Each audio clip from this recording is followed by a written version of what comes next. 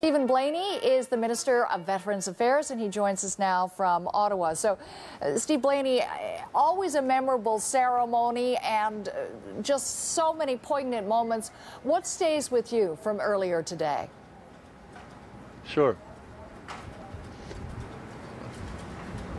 So I just wonder what's your takeaway from the ceremony? Oh, Nancy. Okay, thank you. Sure. Okay, well, Nancy, good. It's great. Well, this is quite a moving moment we just have here. The whole nation is coming together to say thank you. Thank you to those who made the ultimate sacrifice. Right. I walk here, right here, not so long ago, there was a family from Calgary. They flew from Calgary to here. There was also some people from my own riding who in front of Quebec City who were here to pay a tribute and say thank you to those who made the ultimate sacrifice, but also to our veterans. And at the end of the ceremony, we were told, please today say thank you to our veterans. Go give him a hug and say thank you for what you did for our country.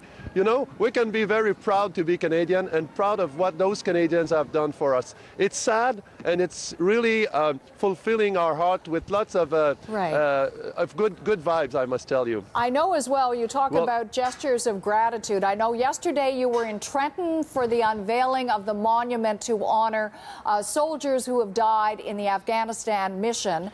We also know that, you know, the money that went towards paying for this monument, they're still trying to raise money. Is it possible that your government, as a gesture of thanks, might contribute to this because they're still looking for money to pay for this? Yes, Nancy, it sure is possible, and that's what I told Mayor, as we say, Worship William and Mr. O'Neill, who are the instigator. But this memorial is so important with the Afghanistan Memorial Repatriation. You were talking just a while ago to Minister McKay, who's in Kabul right now, and actually is with some people from Quebec because now it's Roto 412. This is a group from Valcartier, and there are reservists from my own riding, like Major La Rochelle is from Bellechasse. So Minister McKay was telling me, Nancy, how moving it is when those one of those and all those 158 soldiers came from Afghanistan, and to have the family of the fallen next to you. You can feel, we can just hardly imagine the pain and the suffering to have this contact with the tomb of one of your fellows. And that's what yesterday we were there with the family of the fallen to say, we have not forgotten your sacrifice. We owe you, and this is a natural demonstration, and this was from the people of Canada. So the fact that the funding is not coming from government tells how much Canadian is, Monsieur Ordinaire, Mr. is grateful for what those guys have done for their country. But yes, if they are seeking from we have some program, Cenotaph program, a community partnership program, so we'd be more than willing to look at how we could support them. But and of course here, there, and everywhere in the country. You know, today's ceremony and certainly yesterday's ceremony in Trenton, these are they're tough ceremonies in many ways because it's a sense of loss, a sense of gratitude, but also some sense of frustration, as you well know, Minister, on the part of some veterans. Every year we want to honor those who've died and support those who have survived. And every year we hear stories of veterans who are struggling. Some can't pay for their own funerals, disabled veterans really struggling. Is your government prepared to review everything that is being done to support veterans? Have you reached a stage where it needs to be rethought?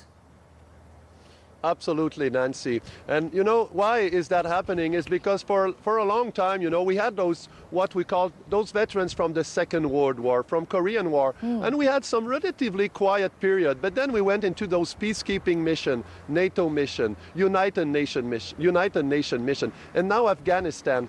And the reality of those modern veterans is somewhat different. The society has evolved. Of course, now we have hospital, but now some soldiers have come, as I used to say, they came out of the closet and they say, behind my uniform, there's a human being, right. and this is challenging at times. So we have physical injury, mental injury, and our country is yes. I know. I'm just interested. Is, I'm interested in hearing what you're saying. So again, just to be clear, are you, as Minister of Veterans Affairs, saying to your cabinet colleagues, we need to rethink this, perhaps even revisit the Veterans Charter? We have to find a better way.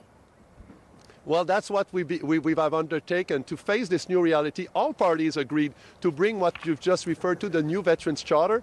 And one thing is that it's a living document. So we are improving it. Just as of last year, we got more benefits, if I may use this word, for those seriously ill and injured veterans, those who might not be able to return into civilian life.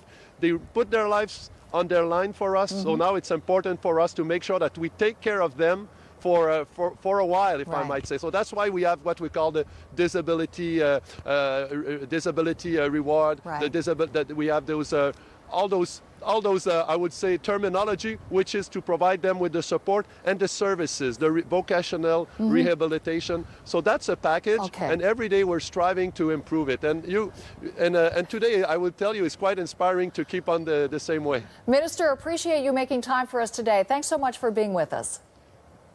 Thank you, and lest we forget. Thank you. Indeed.